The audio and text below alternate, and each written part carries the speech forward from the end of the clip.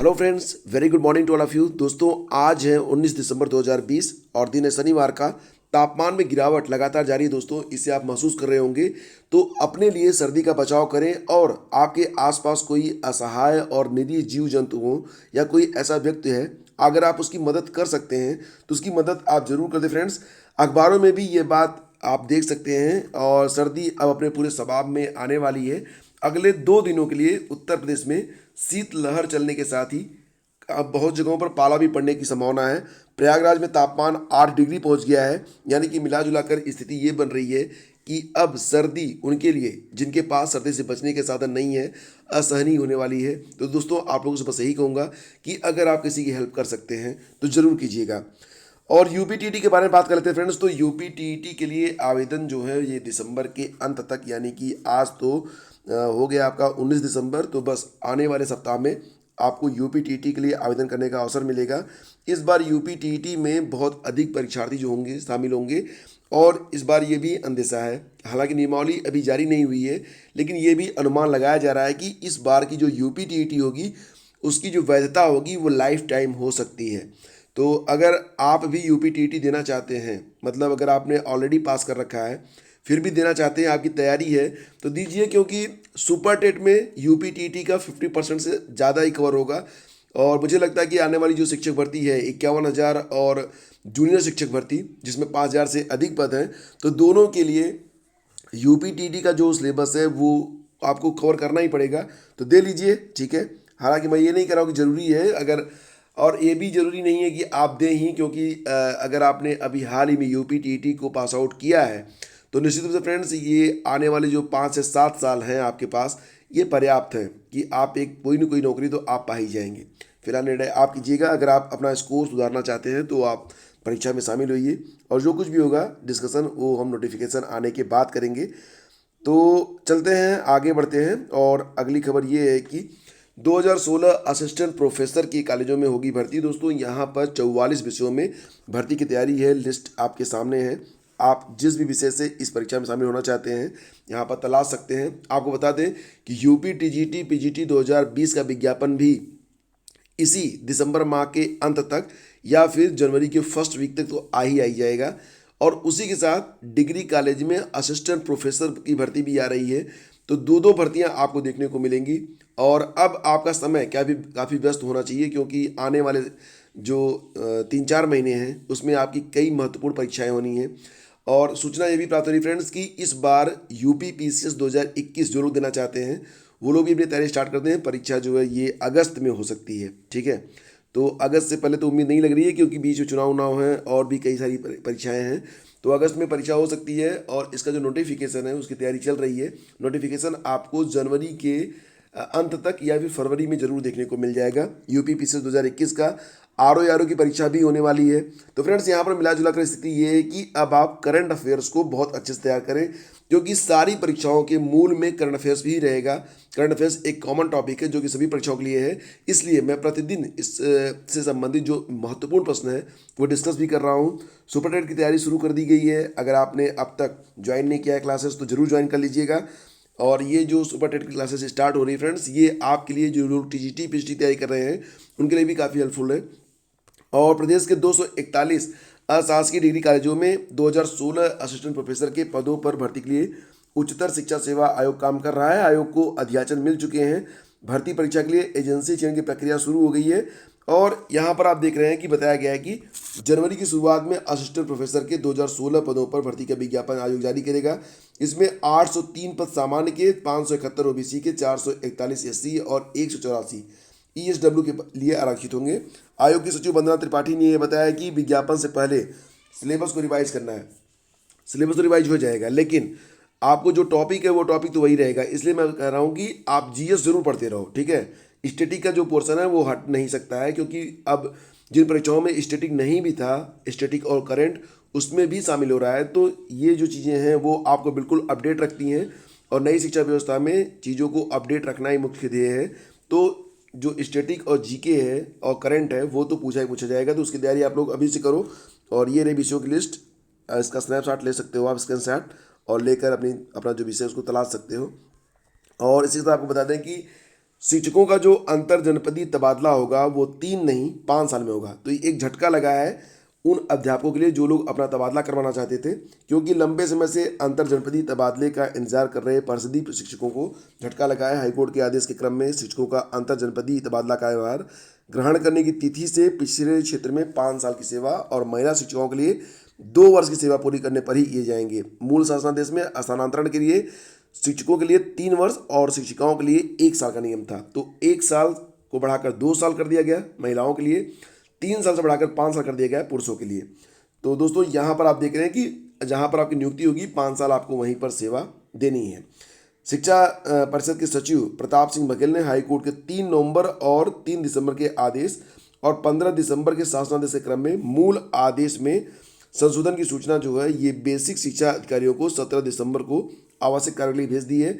अच्छी बात है कि 2019-20 सत्र के लिए गैर जिले में ट्रांसफर के लिए सेवा काल की गणना 17 दिसंबर 2020 से तक की जाएगी। इससे शिक्षिकाओं को लाभ होगा, क्योंकि तबादले के लिए ऑनलाइन आवेदन 20 दिसंबर 2019 तक लिए गए थे, तो 1 साल बढ़ा दिया गया है, तो ये 1 साल भी उनका काउंट हो जाएगा। आगे बढ़ते हैं, चलते हैं अगली खबर पे।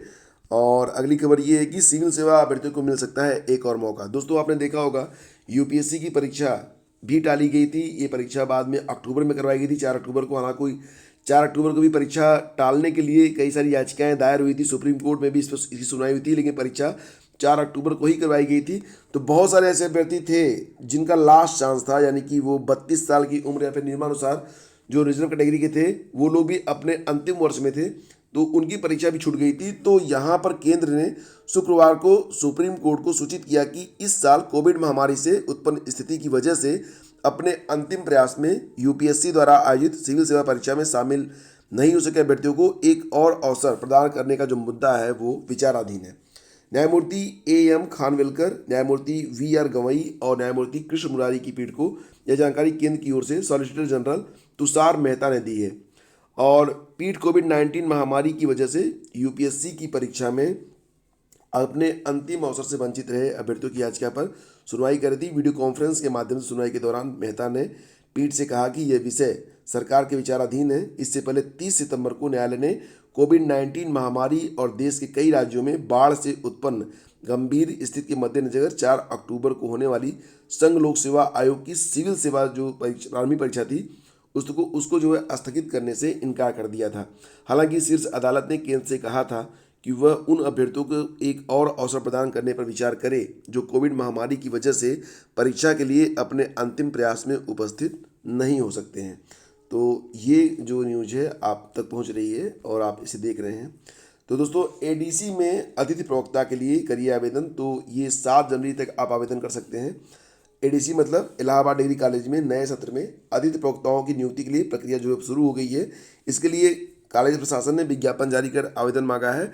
और इसमें कौन कौन से विषय हैं, तो एक तो प्राचीन इतिहास है, वाणिज्य है, कंप्यूटर विज्ञान, रक्षा और शोधिक अध्ययन है, अर्थशास्त्र, शिक्षा शास्त्र, अंग्रेजी, भूगोल, हिंदी, विधि, गणित, मध्यकालीन इतिहास, संस्कृत, पेंटिंग, दर्शन शास्त्र, भौतिक विज्ञान, शारीरिक शिक्षा, राजनीति विज्ञान, मनोविज्ञान, संस्कृत, सांख्यिकी और उर्दू विषय में अतिथि प्रवक्ता की नियुक्ति की यहाँ की जाएगी। सभी विषयों के लिए आवेदन शुरू हो गया है। प्राचार्य ने यह भी बताया कि इलाहाबाद विश्वविद्यालय के निर्देश के अनुसार नियुक्ति प्रक्रिया पूरी की जाएगी। यदि असिस्टेंट प्रोफेसर के तर्ज पर नियुक्ति का आदेश दिया जाएगा तो उसी के आधार पर नियुक्ति होगी। तो मिला जुलाकर आप आवेदन जो है कर सकते हैं 7 जनवरी तक एडीसी में, इलाहाबाद डिग्री कॉलेज में। और 28 से होगी आरआरबी की ऑनलाइन भर्ती परीक्षा। आप लोगों को पता है एनटीपीसी के पदों पर भर्ती के लिए जारी किया गया परीक्षा का कार्यक्रम। 1,55,000 परीक्षार्थी होंगे शामिल। 3 राज्यों के 10 जिलों में होगी परीक्षा ये। और ये पहला चरण होगा 28 से 13 जनवरी के बीच। देश भर में इस चरण में कुल 23 लाख अभ्यर्थी शामिल होंगे। आरआरबी प्रयागराज के अधीन 1,55,000 अभ्यर्थी सीबीटी में शामिल होंगे। आरआरबी प्रयागराज ने 3 राज्यों के 10 जिलों में परीक्षा केंद्र बनाए हैं।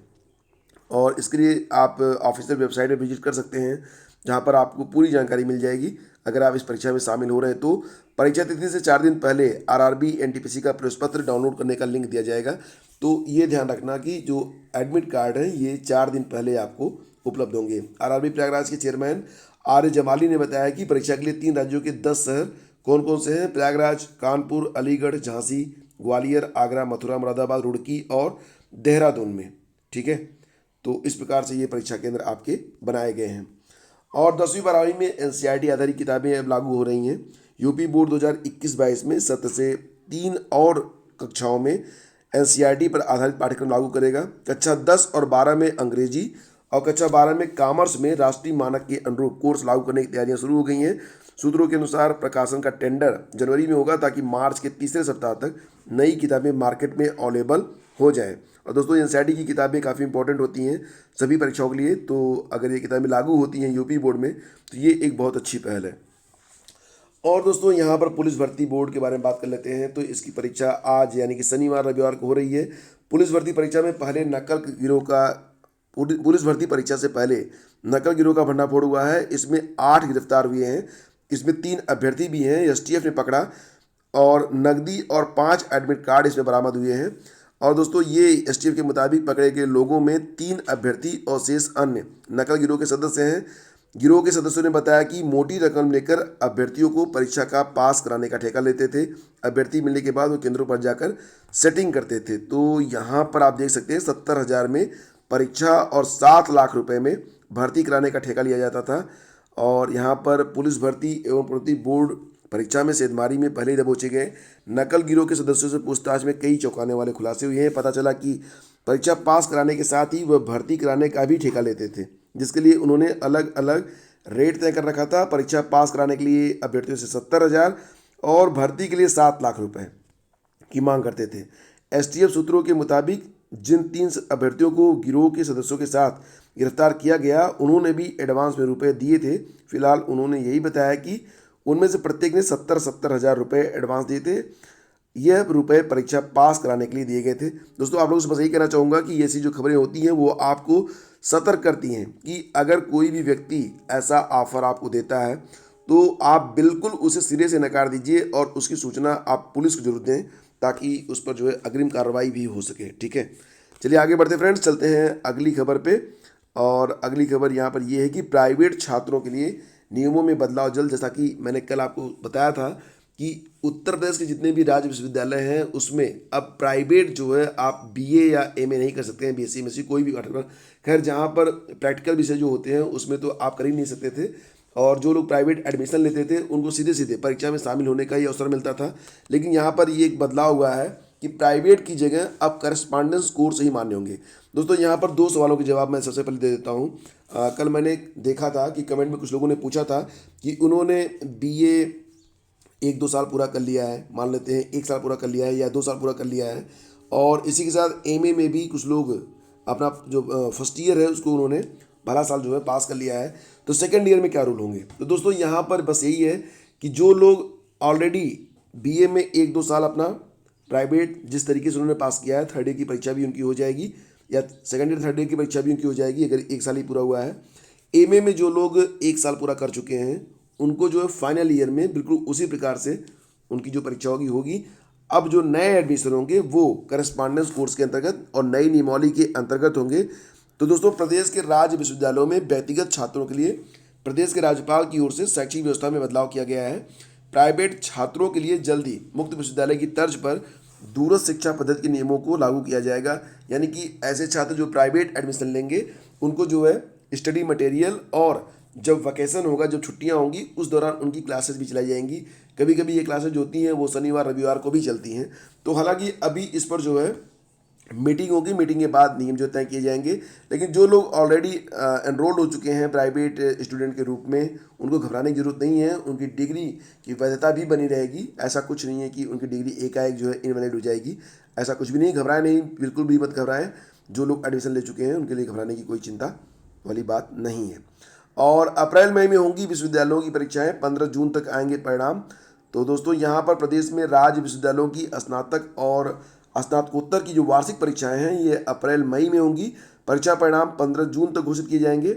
उच्च शिक्षा विभाग ने विश्वविद्यालयों को शैक्षिक कैलेंडर के अनुसार समय पर परीक्षाएं कराने के निर्देश दिए हैं। कोरोना संक्रमण के कारण विश्वविद्यालयों और महाविद्यालयों में पठन पाठन कैलेंडर के अनुसार निर्धारित समय से करीब 1 महीने विलंब से शुरू हुआ है। विश्वविद्यालयों और महाविद्यालयों में कक्षाओं का संचालन सामान्य दिनों की तरह संभव नहीं हो पा रहा था, इसलिए ये जो प्रक्रिया है इसमें थोड़ा सा संशोधन किया गया है। अप्रैल मई में जो परीक्षाएं होंगी और जून तक इसका परिणाम जारी कर दिया जाएगा। और इसी के साथ फ्रेंड्स आगे बढ़ते हैं, चलते हैं अगली खबर पे। तो दोस्तों चलते चलते आपको बता देता हूं कि 25 दिसंबर से 10 जनवरी तक परिषदीय विद्यालयों में अवकाश रहेगा। बात यहां पर हो रही है उत्तर प्रदेश की। बेसिक शिक्षा विभाग के लगभग 11,000 शिक्षकों, अनुदेशकों और शिक्षा मित्रों के लिए एक खुशखबरी है। शैक्षिक कैलेंडर के अनुसार 25 दिसंबर से 10 जनवरी तक अवकाश इसी साल से लागू हो रहा है। जिले में प्राइमरी और मिडिल स्कूल 25 दिसंबर से बंद होंगे और 25 से कब तक, 10 जनवरी तक। तो बेसिक शिक्षा विभाग ने शिक्षा सत्र के प्रारंभ में शैक्षिक कैलेंडर जारी कर 25 दिसंबर से 10 जनवरी तक शीतकालीन अवकाश घोषित किया है। हालांकि 15 दिन के अवकाश को मई में जोड़ा गया है। शैक्षिक कैलेंडर में अवकाश घोषित होने के बाद भी शिक्षकों में यह भ्रम की स्थिति थी कि यह अवकाश अगले शिक्षा सत्र के लिए है, जबकि इन दिनों बच्चों के जो स्कूल हैं पूरी तरह से बंद हैं, मगर शिक्षकों, शिक्षिकाओं, अनुदेशकों और शिक्षा मित्रों की उपस्थिति जो थी वो अनिवार्य की गई है। बीएसए अशोक कुमार सिंह ने यह बताया है, प्रतापगढ़ के बीएसए हैं। उन्होंने कहा कि अवकाश की तालिका इसी वर्ष से लागू हो रही है। तो जितने भी लोग परिषदीय विद्यालयों में हैं उनके लिए एक अच्छी खबर है, उनको एक 15 दिन का अवकाश मिल रहा है। तो फ्रेंड्स ये थी आज की सारी updates. Thank you so much for watching the video. पसंद आया तो लाइक और शेयर कर दीजिएगा। बहुत बहुत धन्यवाद।